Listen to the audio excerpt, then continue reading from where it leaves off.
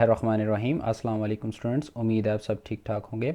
आज हम लैब 3 में एक टास्क सॉल्व को डिस्कस करेंगे, फिर उस टास्क का सॉल्यूशन की बात करेंगे।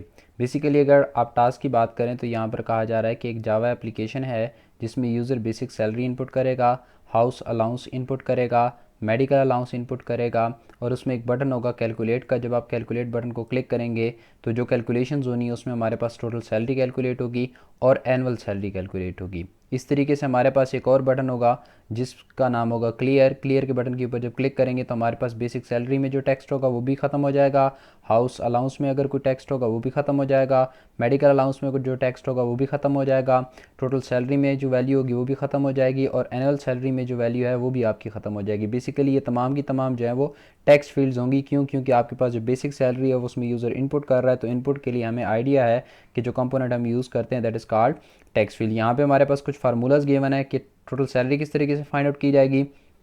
तो आपकी बेसिक सैलरी, हाउस अलाउंस और मेडिकल अलाउंस को ऐड करके जो वैल्यू कैलकुलेट की जाएगी that will be called total salary. इस तरीके से हमने एनुअल सैलरी की बात करनी है। जो टोटल सैलरी है वो पर मंथ की होगी, तो हम उसको 12 से मल्टीप्लाई करेंगे तो हमारे पास यहाँ पर जो है वो एनुअल सैलरी आ जाएगी। इस तरीके से अगर हम बात करते हैं तो कैलकुलेट और क्लियर बटन का कोड हम लोगों ने हैंडल करना है, साथ साथ में हमने इस ग्राफिकल यूज़र इंटरफेस को डिज़ाइन भी करना होगा। अब ये ग्राफिकल यूज़र इंटरफेस बनेगी किस तरीके से, किस तरह की इसको लुक होगी, तो उसको ज़रा हम देख लेते हैं।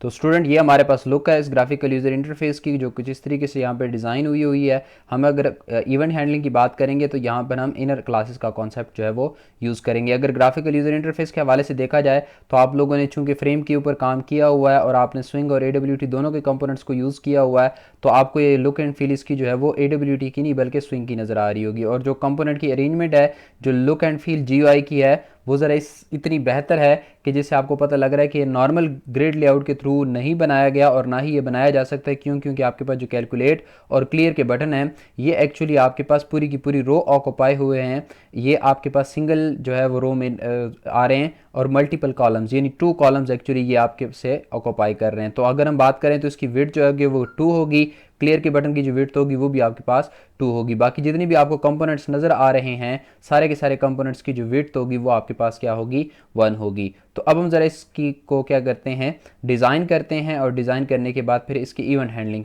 को डिस्कस करेंगे। तो जी स्टूडेंट, हम लोगों ने एक एप्लीकेशन मैंने डेवलप कर ली है जिसमें स्टार्ट में आपको नज़र आ रही कुछ इंपोर्ट्स हैं। उसके अलावा मैंने क्लास बनाई है, क्लास को फ्रेम से एक्सटेंड करवाया है।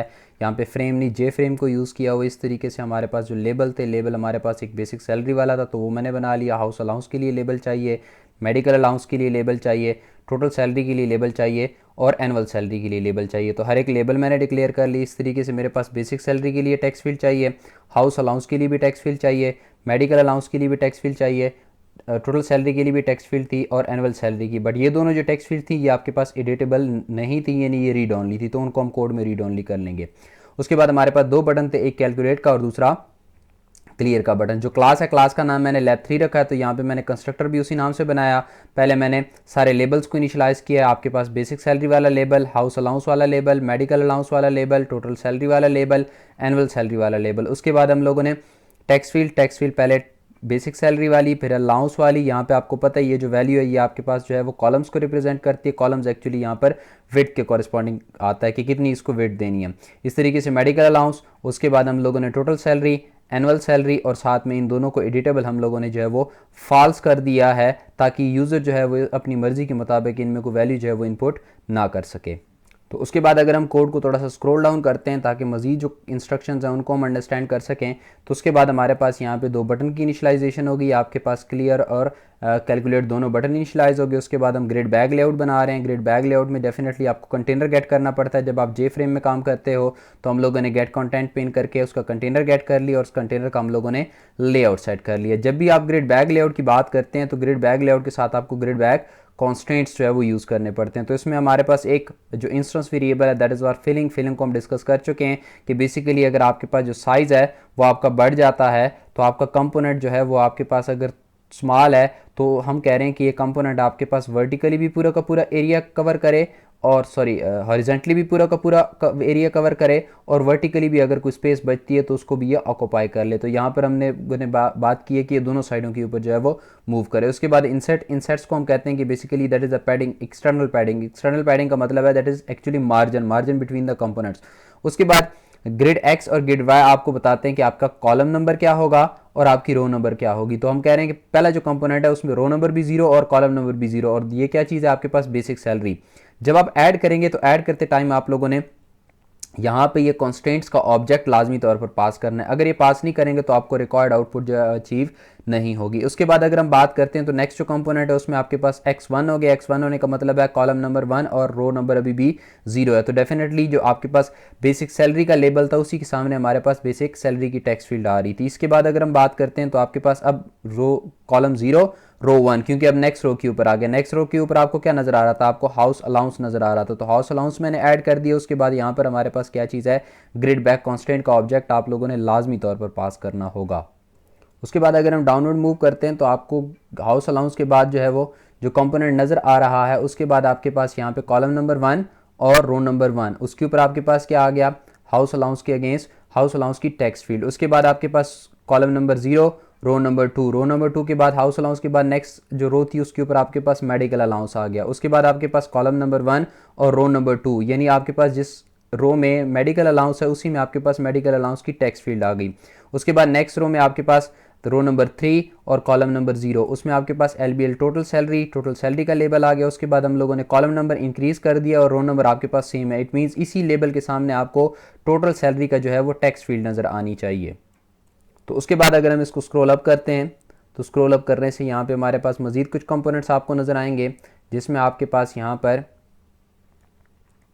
जो है that is column number 0 row number 4, इसके ऊपर आपके पास क्या आएगा, LBL एनुअल सैलरी के साथ आप लोगों ने GBC ग्रिड बैक कांस्टेंट को लाजमी ऐड करना है। उसके बाद LBL एनुअल सैलरी के सामने आपको टेक्स्ट फील्ड नजर आनी चाहिए, तो रो नंबर आपको चेंज नहीं करना, सिर्फ और सिर्फ आपको क्या चेंज करना है, आपको कॉलम नंबर चेंज करना है। तो यहाँ पे हमने कॉलम नंबर चेंज किया। उसके बाद अगर हम देखें तो हमारे पास अब बटन्स आ रहे हैं। बटन्स के केस में अगर हम देखें तो यहाँ पे आपके पास जो बटन है, बटन आपके पास जो विड्थ है उसकी 2 है। क्यों? क्योंकि आपके पास जो बटन की थोड़ी देर पहले जब हम ग्राफिकल यूजर इंटरफेस को देख रहे थे तो वहाँ पे मैंने आप लोगों को बताया था कि ये 2 की इक्वल स्पेस ऑक्यूपाई कर रहा है, तो विड्थ उसकी 2 होगी।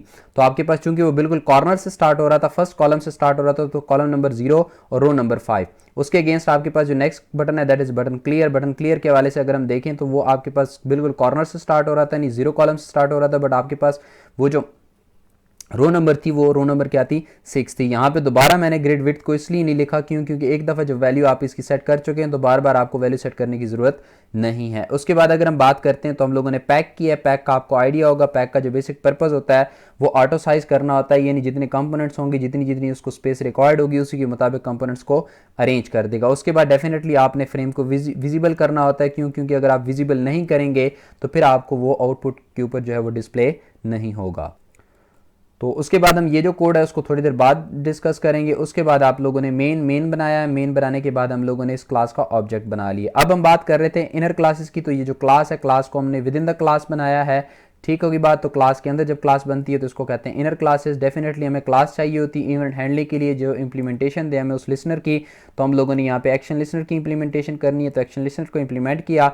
यहाँ पर हमारे पास जो है वो एक्शन परफॉर्म्ड आ गया। अब अगर आप देखें तो हमारे पास जो बेसिक रिक्वायरमेंट है वो ये है कि हमें बेसिक सैलरी का आइडिया होना चाहिए, तो वो हमने गेट कर लिया। हाउस अलाउंस का आइडिया होना चाहिए तो वो भी हमने गेट कर लिया।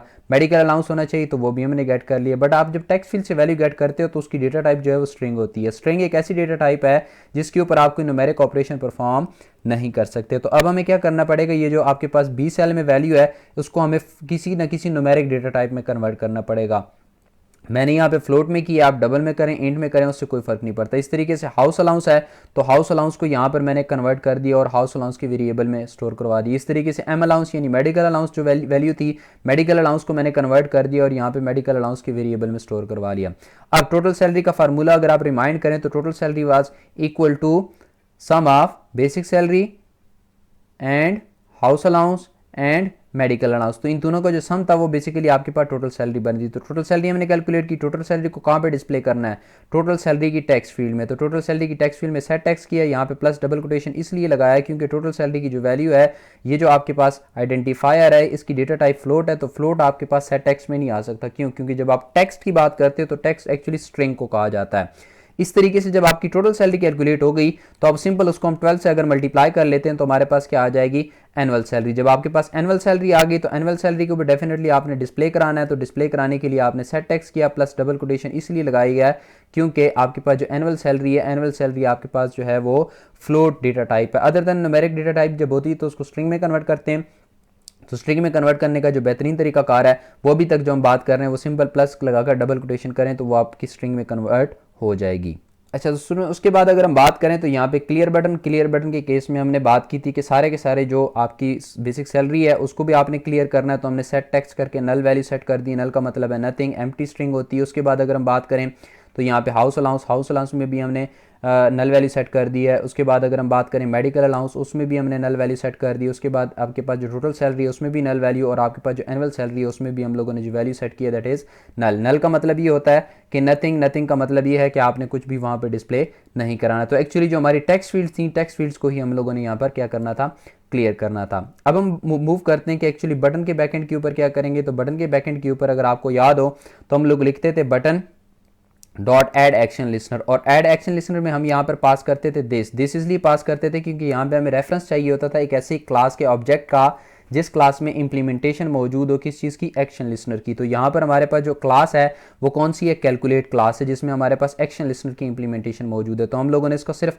रेफरेंस वेरिएबल बना लिया और रेफरेंस वेरिएबल के साथ हमने ऑब्जेक्ट बना लिया। ये जो ऑब्जेक्ट बनेगा उसका रेफरेंस इसके पास होगा, तो वही रेफरेंस हम लोगों ने यहाँ जो है वो पास कर दिया है। इस तरीके से क्लियर बटन, तो क्लियर हमारे पास एक क्लास है जिसमें आपके पास एक्शन लिसनर की इंप्लीमेंटेशन है, तो हमने उसको ऑब्जेक्ट बनाया। उस ऑब्जेक्ट को रेफर कौन कर रहा है, ओबीजे क्लियर, और इस ओबीजे क्लियर को हम लोगों ने यहाँ पे पास कर दिया ताकि इसके रेफरेंस में पास हो सके। तो अब जब भी आप कैलकुलेट या क्लियर के बटन के ऊपर क्लिक करेंगे तो रेलिवेंट जो एक्शन परफॉर्म का मेथड होगा वो आपका कॉल होगा। तो अब हम ज़रा इसको एग्जीक्यूट करके देख लेते हैं ताकि अपनी आउटपुट देख सकें कि क्या जो रिक्वायर्ड आउटपुट है वो हमें अचीव भी हो रही है या फिर नहीं। तो यहाँ पर मैं कहता हूँ कि सपोज मेरे पास जो बेसिक सैलरी है किसी पर्सन की वो 40,000 है, उसको जो हाउस अलाउंस मिल रहा है वो 5,000 मिल रहा है, और मैं कहता हूँ जी उसको जो मेडिकल अलाउंस मिलता है वो 2,000 मिल रहा है। तो कैलकुलेट के बटन के ऊपर क्लिक करते हैं तो यहाँ पे हमारे पास जो टोटल सैलरी है वो 47,000, क्यों, क्योंकि आपके पास 40,000 प्लस 5 45, 45 प्लस 2 ये बन गई आपके पास 47। 47 को आप 12 से मल्टीप्लाई करें तो आपके पास ये वैल्यू आ जाएगी। क्लियर के बटन के ऊपर क्लिक करते हैं तो आपके पास ये क्लियर हो जाएगा। तो उम्मीद है ये लैब में जो चीज़ें हमने डिस्कस की हैं, जो हम लोगों ने grid bag constant, grid bag layout और आपके पास जो इनर क्लासेस का जो कॉन्सेप्ट रिपीट किया जो हम लोगों ने क्लास में भी डिस्कस किया था, उम्मीद है कि ये तमाम की तमाम बातें आपको बेहतर तरीके से अंडरस्टैंड हो गई होंगी।